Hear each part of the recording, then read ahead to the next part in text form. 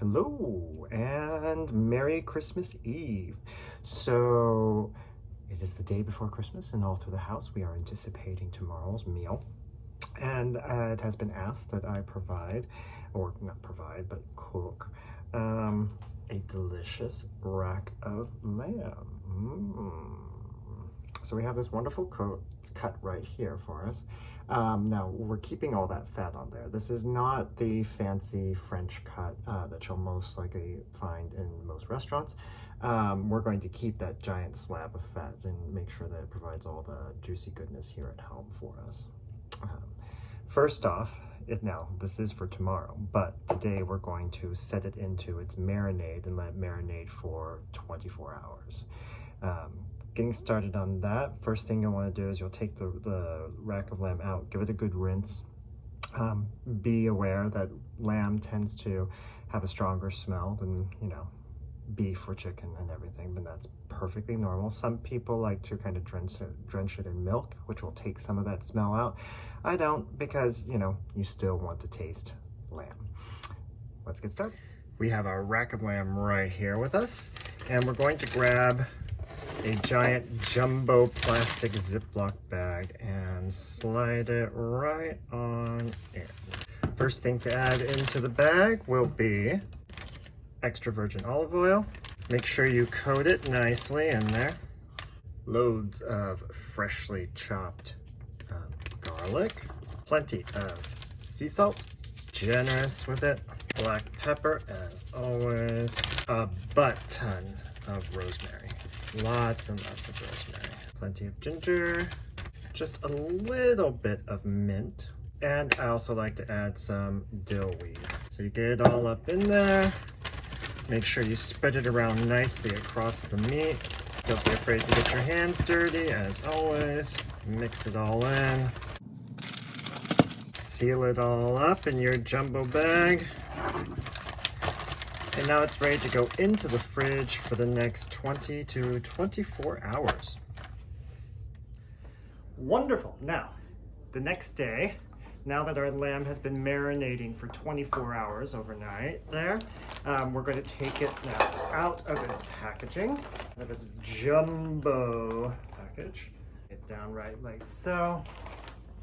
And we're going to prepare it for searing, because first we're going to sear it and then we'll put it in the oven.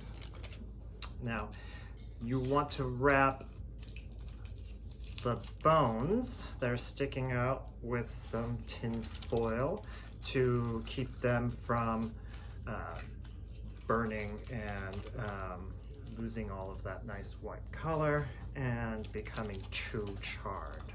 Perfect, I have just the right amount of pieces here. Lovely. Looks all pretty like so. And now we're going to get it ready for searing. I'm gonna take a nice big pan, get it up on high heat. Now when searing on high heat, I like to use avocado oil. Avocado oil tends to not change the same way that extra virgin olive oil does.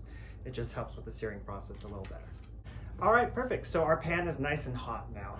We are going to gently pick up and sear. Be careful with the hot oil.